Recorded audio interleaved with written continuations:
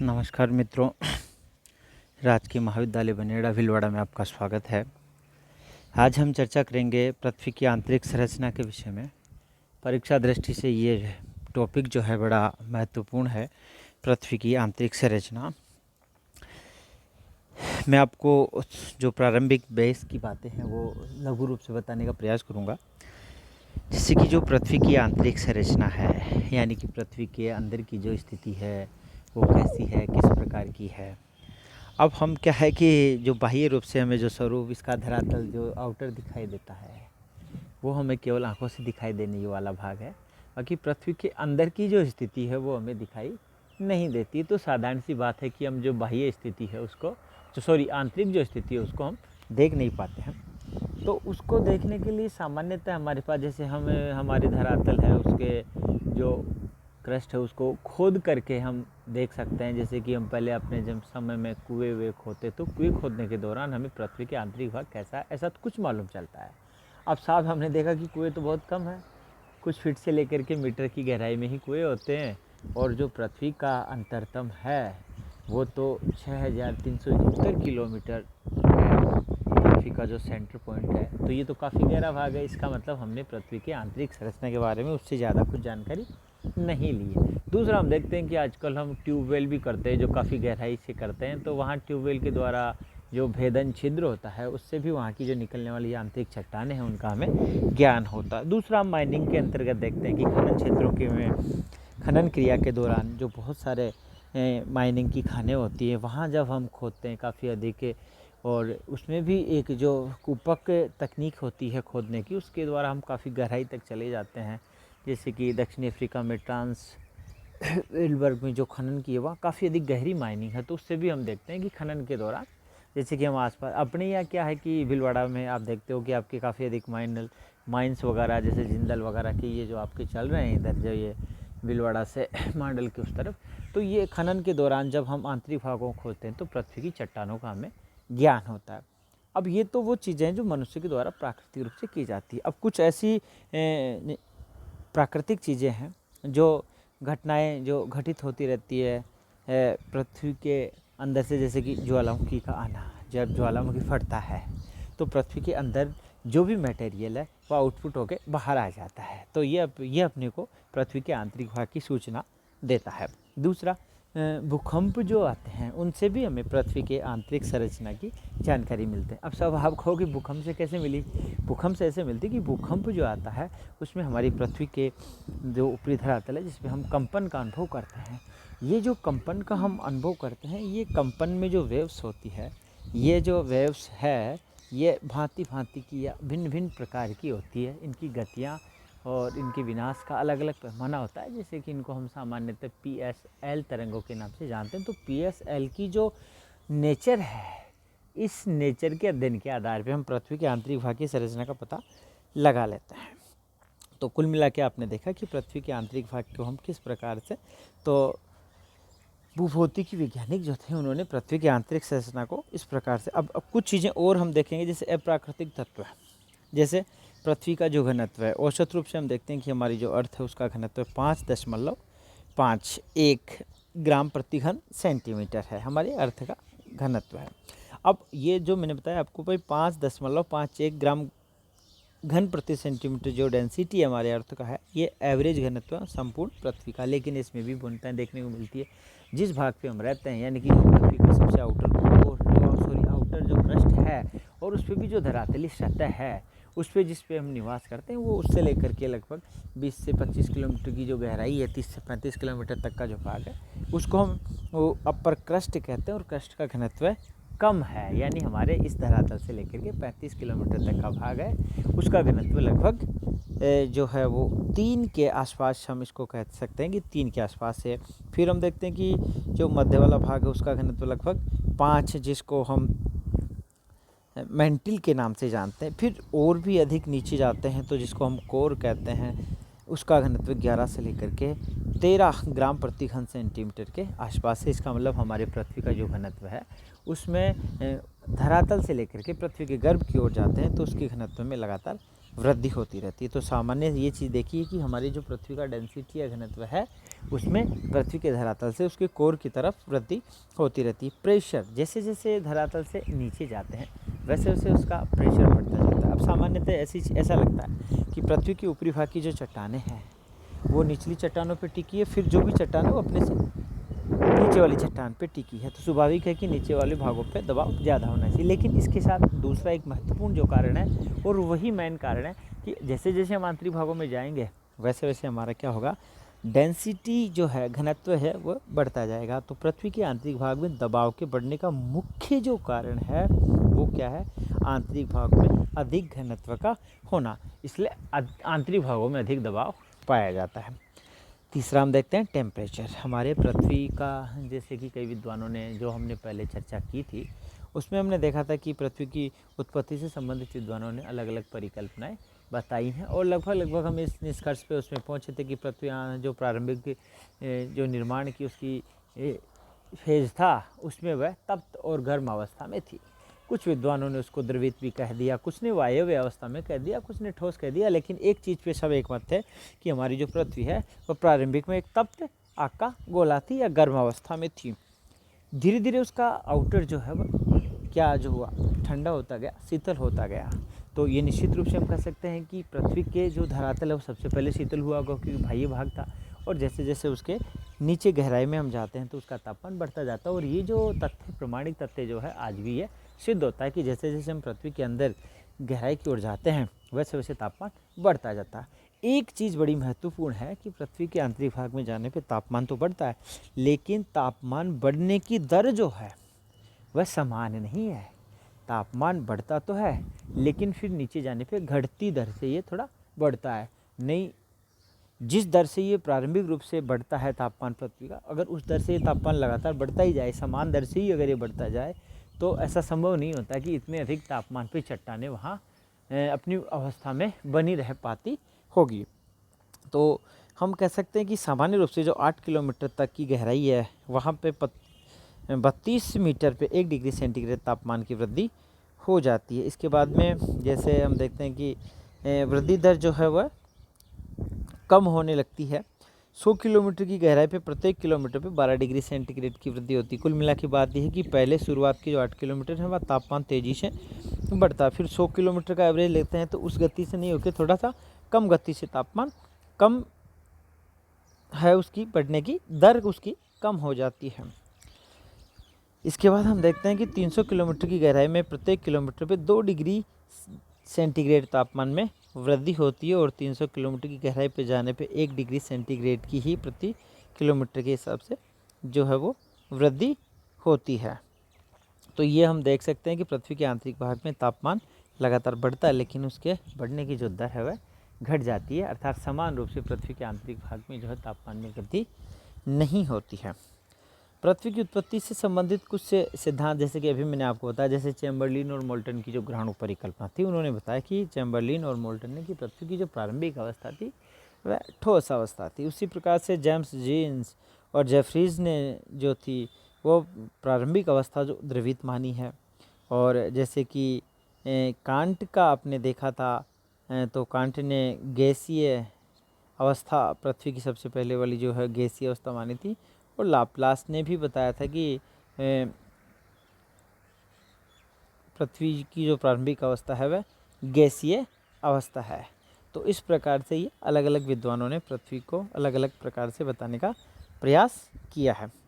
अब कुछ, जैसे कि मैं पहले ही जिक्र कर चुका हूँ, प्राकृतिक साधन है, उनके आधार पे भी हमें मालूम चलता है, जैसे ज्वालामुखी है, भूकंप है।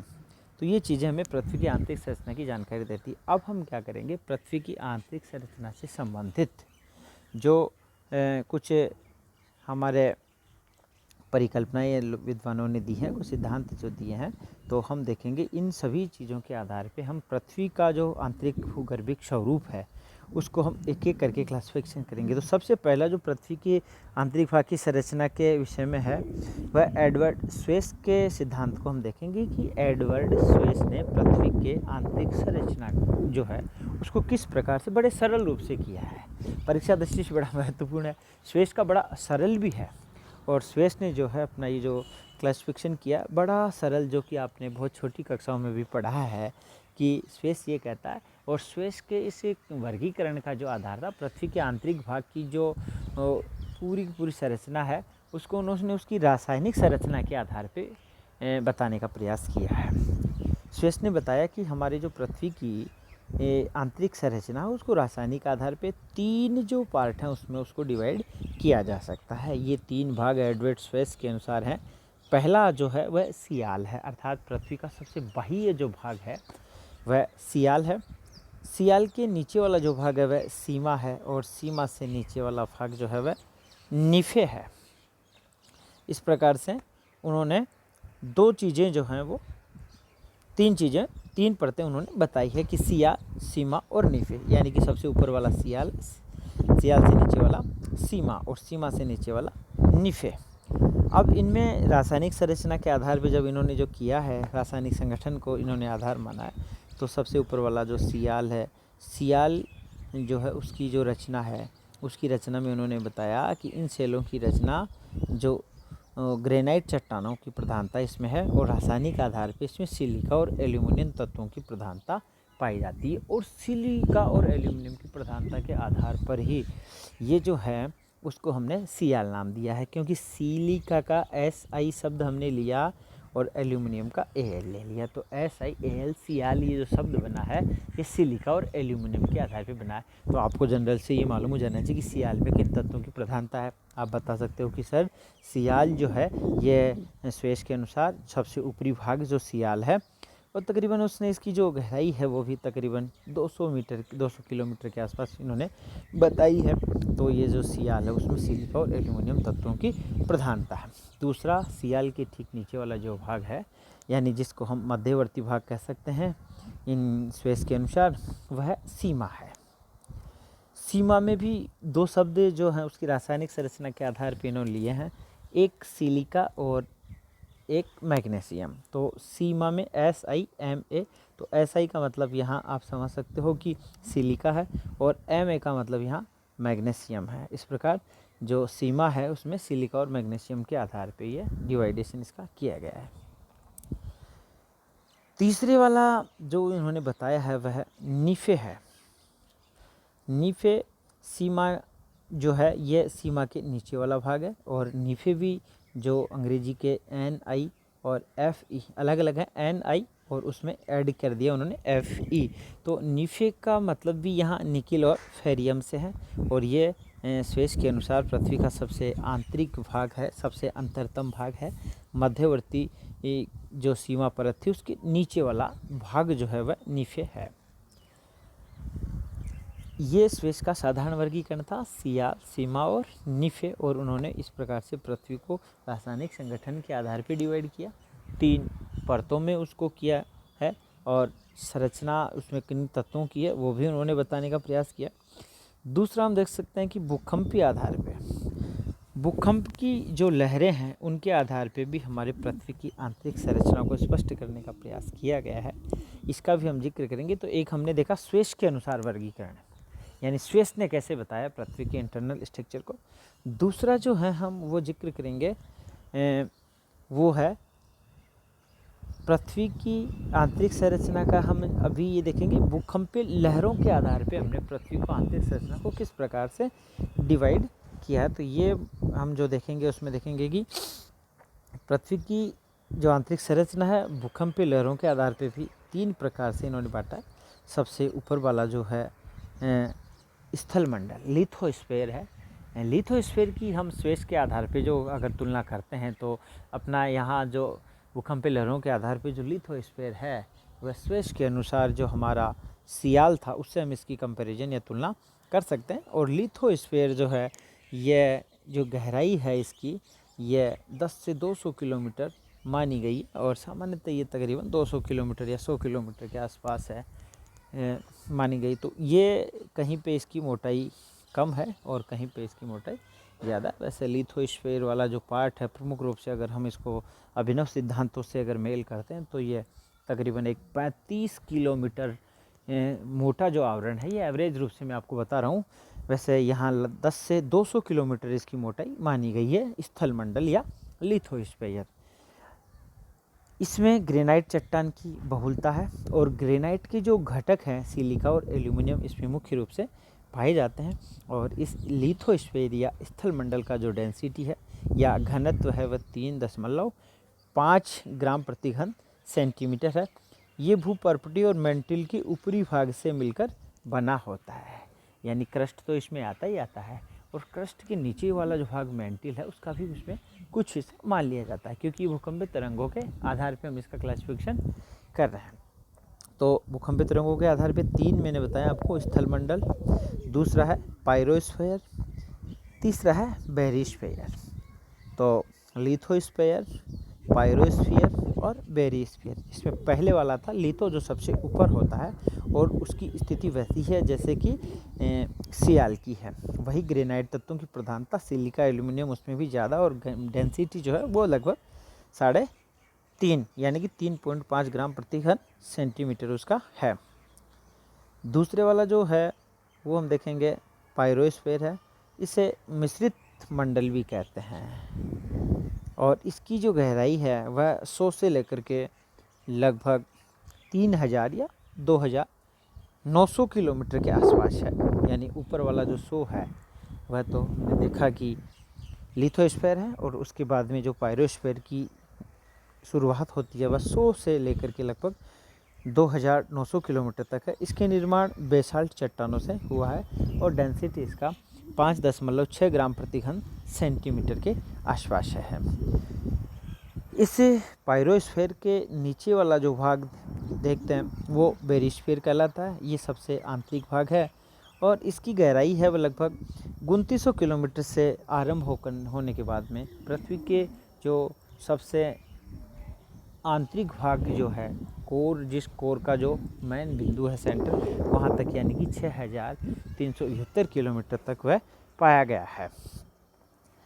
इसमें लोहे और निकिल की प्रधानता पाई जाती है। तो हमने अभी 2 प्रकार के जो क्लासिफिकेशन है उनका यहाँ जिक्र किया है कि ये 2 चीज़ें ये। अब हम इसके बाद में एक रिसेंट जो है वो भी देखेंगे कि अभी वर्तमान में कौन सा व्यूचर मान्य है और वर्तमान की जो है वो चीज़ें। लेकिन उससे पहले मैं थोड़े से कुछ महत्वपूर्ण प्रश्न हैं उनका भी आपको जिक्र कर दूं। परीक्षा दृष्टि से जो महत्वपूर्ण कई बार पूछे जाते हैं, जैसे कि पृथ्वी का औसत घनत्व कितना है, तो आप बता सकते हो कि 5.51 ग्राम प्रति घन सेंटीमीटर पृथ्वी का औसत घनत्व परीक्षा दृष्टि से बड़ा महत्वपूर्ण है और आपके लिए भी जानना ये जरूरी है। दूसरा प्रश्न इसमें देखो कि पृथ्वी के कोर में अधिक घनत्व का क्या कारण है। अभी मैंने जिक्र किया था कि पृथ्वी के कोर में अधिक घनत्व का कारण जो है वहाँ भारी पदार्थों का होना, अर्थात अधिक घनत्व वाले पदार्थों की उपस्थिति का होना है। ये प्रश्न परीक्षा दृष्टि से बड़ा महत्वपूर्ण है। पृथ्वी के आंतरिक भाग में अधिक घनत्व का कारण आपको ऑप्शन में क्या मिलेगा, वहाँ लिखा हुआ है कि उसका अधिक गहराई में होना। ये कारण उतना हो सकता है, लेकिन ये कारण कभी भी उत्तर में नहीं आएगा, क्योंकि ये बड़ी महत्वपूर्ण है कि मैंने पहले भी जिक्र किया कि पृथ्वी के आंतरिक भाग का जो है कोर का अधिक घनत्व होने का मूल कारण ये कि वहाँ जो पदार्थ पाए जाते हैं उनका डेंसिटी बहुत ज़्यादा है, इसलिए उसका जो है वह घनत्व ज़्यादा है। भारी पदार्थ वहाँ पाए जाते हैं। अधिक घनत्व वाले भारी तथा चुंबकीय प्रकृति के निकल और लोहे के तत्वों की उपस्थिति के कारण वह घनत्व ज़्यादा पाया जाता है, अर्थात जो हेवी मटेरियल वाले पदार्थ जो है वहाँ। तीसरा प्रश्न देखेंगे, भूपर्पटी में एक निश्चित गहराई तक तापमान के बढ़ने की दर कितनी होती है। तो सामान्यतः जैसे 8 किलोमीटर तक हम देखते हैं तो 32 मीटर प्रति डिग्री सेंटीग्रेड के हिसाब से वहाँ तापमान के वृद्धि की दर देखने को मिलती है। पृथ्वी के क्रस्ट में मुख्यतः कौन कौन सी चट्टानें पाई जाती हैं। आप बता सकते हो कि क्रस्ट में ग्रेनाइट, बेसाल्ट और पेरिडोडाइट चट्टानें पाई जाती है। क्रस्ट ये नवीनतम जो अभिनव मत है उनके अनुसार ये क्रस्ट कहते हैं हम उसको।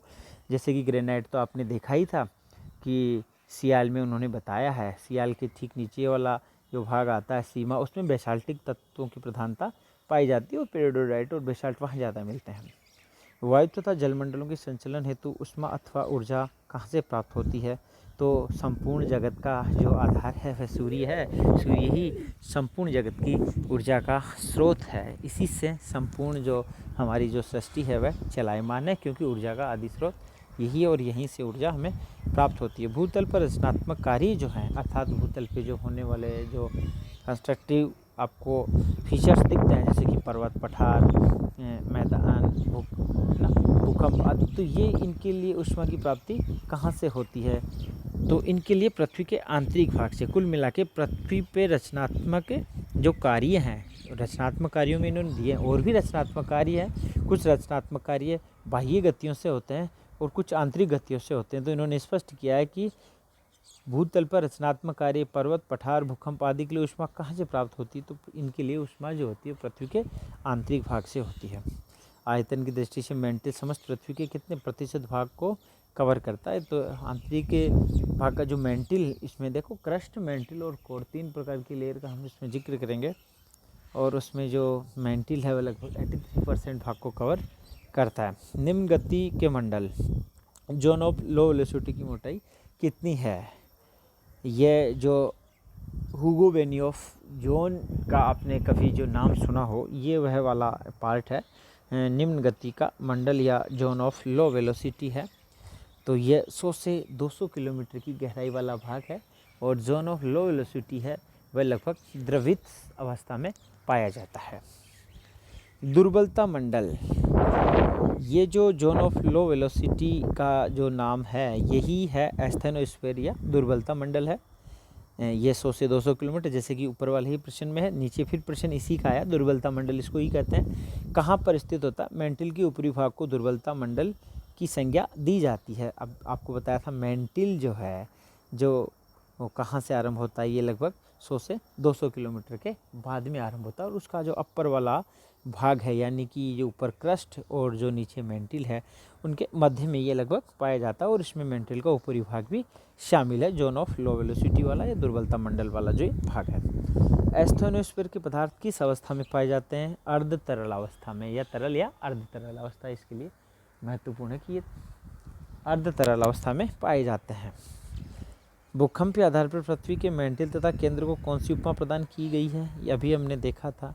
मेंटिल और केंद्र को, जैसे कि हमने बताया कि लिथोस्फीयर, पायरोस्फीयर और बेरिस्फीयर 3 पार्ट थे। तो इन्होंने प्रश्न में पूछा है मेंटिल और कोर के लिए, अर्थात केंद्र के लिए, जबकि इन्होंने किसको छोड़ दिया? क्रस्ट को। तो नीचे वाले कौन से 2 बच गए? पायरोस्फीयर और बेरिस्फीयर। लेहमैन संबंधा पृथ्वी की संरचना के किस मंडल में अवस्थित है? ये असंबंधता जो होती है, ये डिसकंटिन्यूटी जो है, इसका ये आशय है कि पृथ्वी के आंतरिक भाग में जब भूकंपीय घटनाएं होती हैं, तो भूकंप की जो वेव होती हैं, उन वेव की गति में अचानक कुछ स्थल ऐसे आते हैं जहाँ अचानक कुछ बदलाव होता है। और उस बदलाव का कारण है पृथ्वी के आंतरिक भाग में डेंसिटी में पाए जाने वाला अंतर। तो ये अचानक जो वेरिएशन जो वहाँ होता है, उस वाले पार्ट को हम असंबंधता जोन बोलते हैं, या असंबंधता वाला भाग बोलते हैं। तो कि श्रीमान लेहमैन नाम के जो विद्वान थे, उन्होंने भी पृथ्वी के आंतरिक भाग में कहाँ कहाँ असमंजसता पाई जाती है, तो उन्होंने किसी विशेष जगह जो बताई है, तो लेहमैन ने उसको बताया, इसलिए उसको लेहमैन असमंजसता के नाम से जाना जाता है। तो बाह्य तथा आंतरिक क्रोड के बीच में, तो जो पृथ्वी के आंतरिक भाग में कोर है, कोर पृथ्वी का इंटरनल जो कोर है, उस कोर में भी जो भूकंपीय तरंगे उनकी गति में जहाँ व्यवधान उत्पन्न होता है या डिसकंटिन्यूटी जहाँ होती है, उसको लेहमैन ने बताया था। इसलिए उसको पृथ्वी के आंतरिक और बाह्य कोर के बीच में जो असंबंध था, उसको लेहमैन असंबंधता के नाम से जाना जाता है। समस्त पृथ्वी के किस तत्व की मात्रा सर्वाधिक पाई जाती है? सबसे ज़्यादा जो पृथ्वी में है वो फेरियम या लोहे की मात्रा पाई जाती है। लगभग ये 35 से 36% या 35.5% है। तो समस्त पृथ्वी में वैसे भी हम अगर सीक्वेंस के रूप में देखते हैं, तो मैंने यहाँ लिखा भी है, आप इसको देख सकते हो। Fe ये फेरियम, ऑक्सीजन, सिलिका और मैग्नीशियम, ये क्रम से आधार पे, और सबसे ज़्यादा फेरियम। अब हम कुछ अभिनव मत का भी जिक्र करेंगे, और ये अभिनव मत का जो जिक्र है, हम ये वीडियो काफ़ी लंबा हो जाएगा, इसलिए जस्ट अगला जो वीडियो होगा उसमें हम रिसेंट व्यूज या अभिनव मत जो है उसका हम जिक्र करेंगे। और मैं समझता हूँ कि मैंने आपको अच्छा से अच्छा समझाने का प्रयास किया, लेकिन एक बार फिर भी आपको खुद को देखना होगा, समझना होगा, उसके बाद में ये आपको अच्छे से समझ में आ जाएगा।